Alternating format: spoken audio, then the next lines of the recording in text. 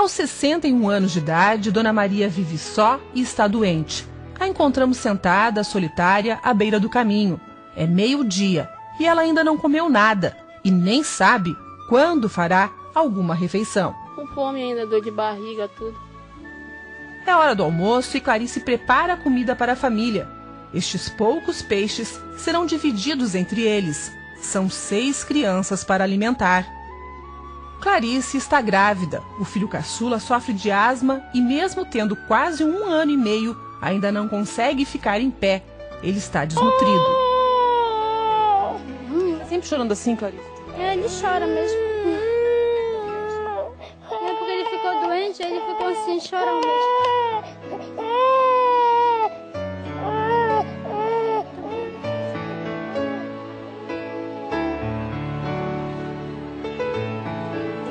Dona Maria e Clarice vivem na periferia da cidade de Breves, na ilha do Marajó, no Pará. Trata-se do maior arquipélago do mundo, um lugar onde a riqueza dos recursos naturais contrasta com a situação de miséria da maioria dos moradores. A gente percebe a grande carência humana, espiritual e material, sobretudo, de um povo que realmente vive numa necessidade extrema de pobreza, uma pobreza extrema. E com certeza as pessoas têm um grau de doença, de enfermidades por vermes, ou de desnutrição, ou problemas causados sobretudo pela falta de saneamento, por uma água que precisa ser tratada. Boa parte dos moradores consome água diretamente do rio. Com ela preparam os alimentos, lavam roupa, louça, bebem e tomam banho. Mas o rio é poluído porque não há saneamento básico, o que significa que eles usam água suja, uma verdadeira ameaça à saúde. Na periferia de Breves, uma cena comum. Pessoas, entre elas crianças, buscando água nos poços, que foram construídos sem profundidade adequada, o que significa que fazem um grande sacrifício para consumir água contaminada. Dona Estelita usa um carrinho, mas reclama das dores. A filha ajuda e também sofre. Tem de noite que eu não posso nem dormir na minha rede direita, esticar minhas pernas de tanta dor, de tanto carregar água. De tanto carregar água. As crianças também sentem dor? A menina, quando ela enche muita água, ela sente dor de cabeça. Dor de cabeça que ela passa semana arriada com dor de cabeça. Dona Lucinete é organizada e mantém a humilde casa sempre bem arrumada. Pena que a água usada não seja boa. A família depende desta água visivelmente suja para as necessidades básicas, como beber e banhar-se. Nas regiões de igarapés, as casas são construídas em cima dos rios. Encontramos as mães lavando roupa e dando banho em seus filhos. Crianças brincam na água suja. Os marajoaras moram muito mal. Famílias numerosas dividem peças muito pequenas. Não há conforto nem mesmo segurança em suas casas. A infância marajoara é privada de muitas coisas típicas desta fase da vida. A gente encontra as crianças assim, desnutridas, mal vestidas. A mortalidade infantil é alta. A grande quantidade de túmulos no cemitério confirma. Eu digo assim que as crianças de Breves, as crianças da periferia, elas não têm infância.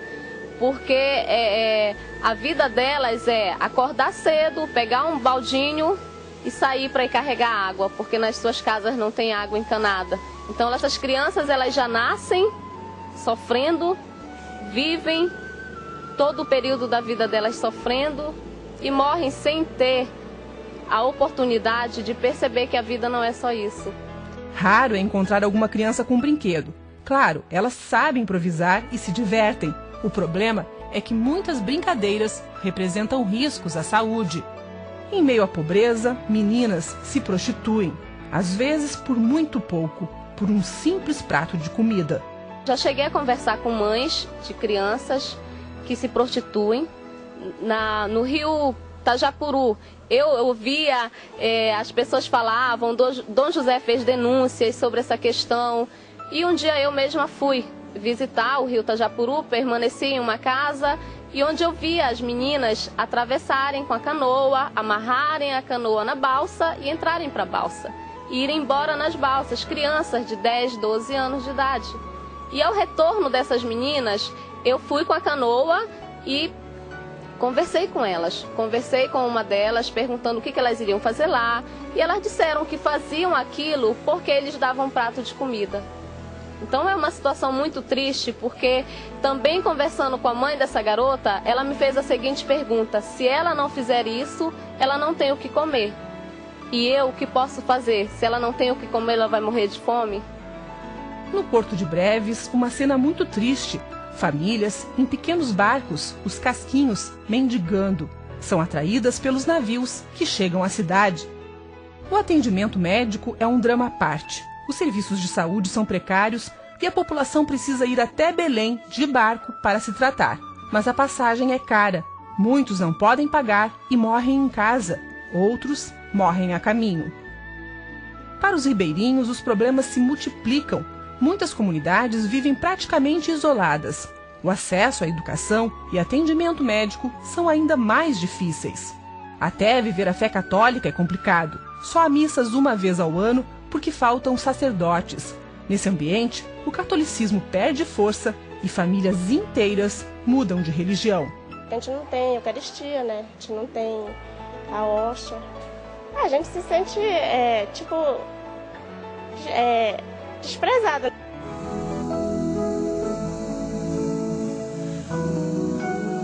Mas o Senhor está atento ao sofrimento do seu povo e foi para estas terras, tão isoladas, que Ele nos mandou em missão. Senhor,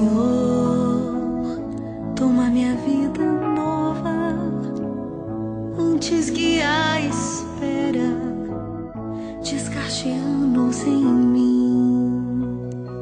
Há um ano, a Renovação Carismática Católica enviou para o Marajó o seu primeiro grupo de missionários. O local escolhido foi o bairro Cidade Nova 2, um dos mais pobres da cidade.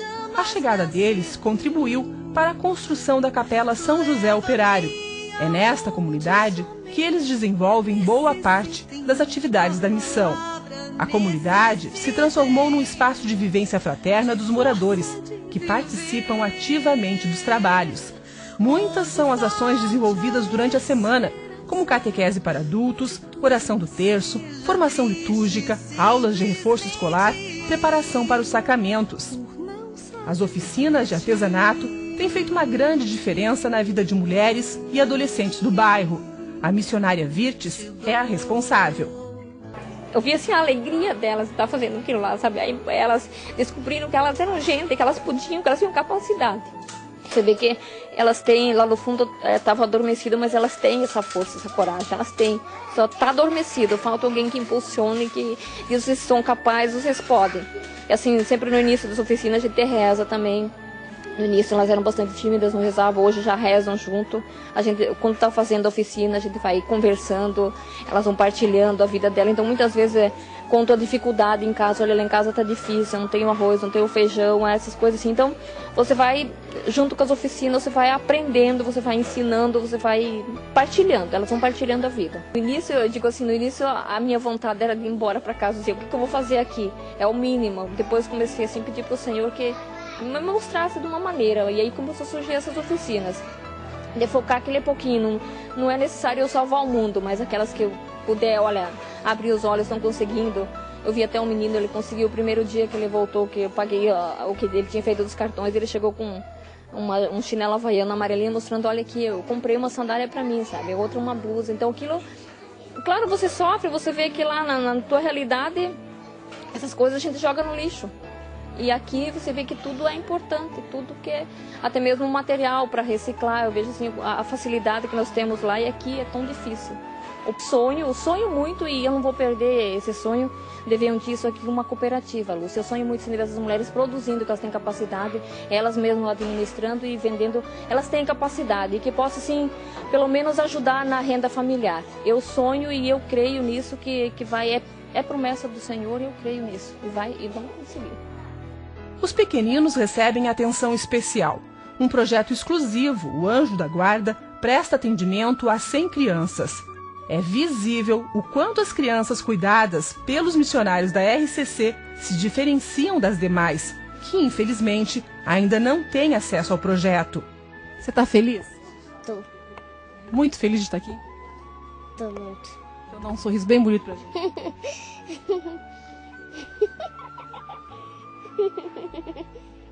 As mães sentem-se agradecidas. Eu agradeço muito a eles, primeiramente a Deus, depois a eles, porque eles são umas pessoas muito boas e ajudam as minhas filhas e ajudam todas as crianças da comunidade, que Deus ajude eles. O trabalho desenvolvido pela RCC no Marajó é reconhecido por todos. Vejo o que os três estão fazendo aqui. Eu considero na minha vida e na igreja de Brevesaíli uma bênção. Às vezes a vida religiosa a gente pensa assim, não, elas têm tudo, né? Mas você vive aqui numa missão, uma solidão muito grande. E ter 3 irmãos ali, porque eu acho eles meus irmãos, né? Ter 3 irmãos ali tão disponíveis, sabe? Eles não veem dificuldade, não. Eles vêm, encontram desafios. Eles não se importam pela chuva, com o sol. Não, eles vão. Para nossos missionários, é um desafio muito grande evangelizar na Amazônia. Mas este desafio é encarado com fé e muita perseverança. No início, quando nós viemos, era somente um projeto, era uma perspectiva de missão. Hoje a missão existe de fato e a gente tem que dar continuidade a ela. Abençoada por Deus, a missão cresce. Neste ano, mais 4 missionários chegaram, dispostos a doar-se pelo Evangelho. Nós não estamos sozinhos aqui em 6 missionários, mas nós estamos com um projeto do Brasil inteiro, onde a renovação se faz presente aqui. Em poucas pessoas, em 6 pessoas, outros atrás da gente, né, acompanhando esse projeto, nos ajudando, rezando, intercedendo, né, ajudando, apoiando a gente naquilo que é preciso e necessário para o projeto. Porque nós sabemos que tem custo o projeto, mas para a gente entender que nós estamos aqui para vivenciar esse momento, experimentar essa graça de Deus na nossa vida. Então a gente pergunta, mas por que ir tão longe para evangelizar? São coisas que a gente não tem resposta, mas são coisas que a gente vai abraçando esse caminho de Deus, essa vontade de Deus na vida da gente, e a gente vai deixando Deus nos levar. Por isso a gente canta a música Alma Missionária, e eu estou aqui hoje não para cantar ela, mas eu estou aqui para viver ela. Senhor, tenho alma missionária, conduz a minha terra, que tenha sede de ti. O apoio de Dom Ascona, bispo da prelazia do Marajó, impulsiona a missão. Dom Ascona está certo de que o Pentecostes está acontecendo na região amazônica. Em São José de Breves, na experiência do novo Pentecostes, que sem dúvida está acontecendo lá. Nós lemos do novo Pentecostes, estamos lendo, por exemplo, na Aparecida. Precisamos do novo Pentecostes, mas está acontecendo. Está diante dos nossos olhos que o anúncio do Evangelho está trazendo gente que nunca tinha ouvido falar de Jesus Cristo, em breves mesmo, e que estão batizados, mas que não sabia que Jesus era seu Senhor e Salvador, e que agora se reúnem, não só nos domingos, também em reuniões, para aprender qualquer tipo de conhecimento que seja transmitido para eles, seja artesanato, seja maneira de costurar, seja o que for. Estão aprendendo o que é comunidade, estão aprendendo o que é colaborar, o que é de orientar uma liturgia, vibram cantando os louvores de Deus e a alegria de serem salvos. Isso é Pentecostes. Pentecostes é a liberdade para ir até o fim do mundo e não ficar encalhado aí mesmo, encarquilhado nessa dureza de coração que não vai a parte nenhuma. Novo Pentecostes começou já. Nós somos testemunhas e os protagonistas estão nascendo do coração da renovação carismática católica que os está enviando para Marajó e cujos frutos estamos vendo. Venham e verão.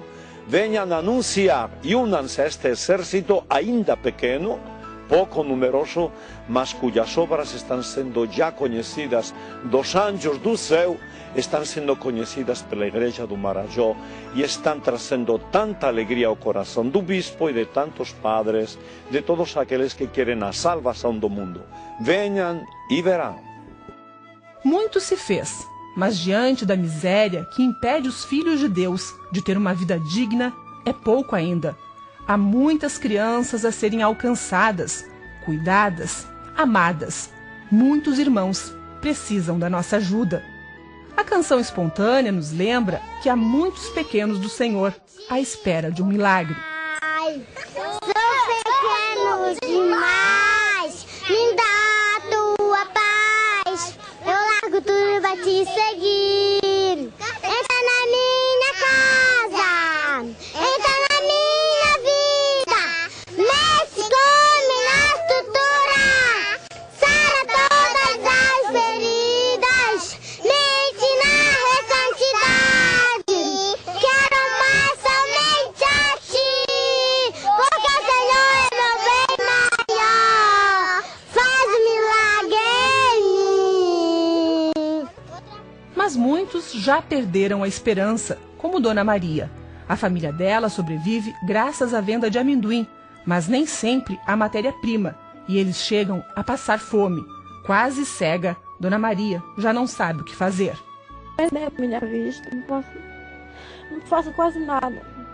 Serviço em casa, cuidar dos meus filhos. Para mim é muita tristeza mesmo. O que a senhora consegue enxergar hoje? Olha, hoje não enxergava quase nada. Só uma fumaça na minha vista.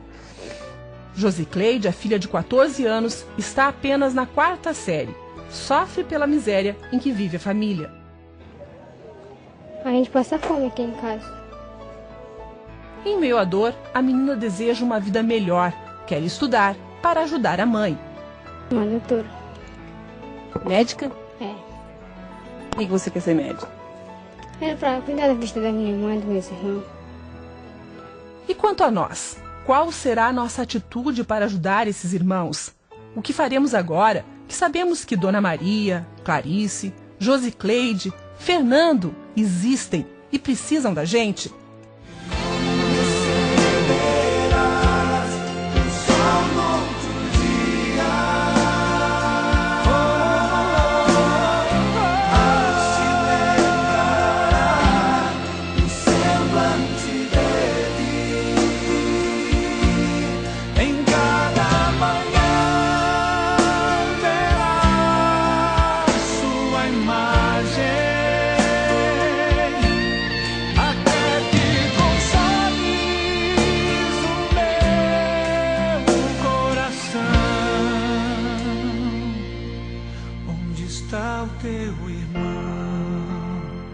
Que a nossa resposta nos leve um dia a ouvir do Senhor sentenças de vida. Vinde, benditos de meu Pai, tomai posse do reino que vos está preparado desde a criação do mundo. Porque tive fome e me destes de comer, tive sede e me destes de beber. Era peregrino e me acolhestes, nu e me vestistes, enfermo e me visitastes. Estava na prisão e viestes a mim.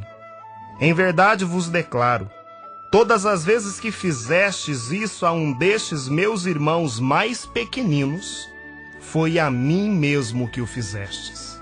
E que o Espírito Santo nos ensine a viver o que tanto cantamos. Leva-me aonde os homens necessitem, tua palavra necessitem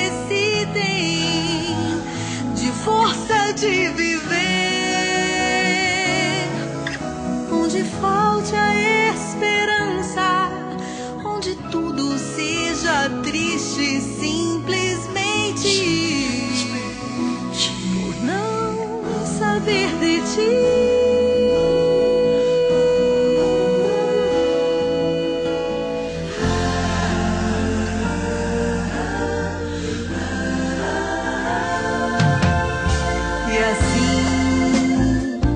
Partirei cantando por terras anunciando tua beleza, Senhor. Terei meus braços sem cansaço, tua história em meus lábios e força na oração. Leva-me aonde os homens necessitem, tua palavra necessitem de força de viver, onde falta a esperança, de tudo seja triste simplesmente por não saber de ti.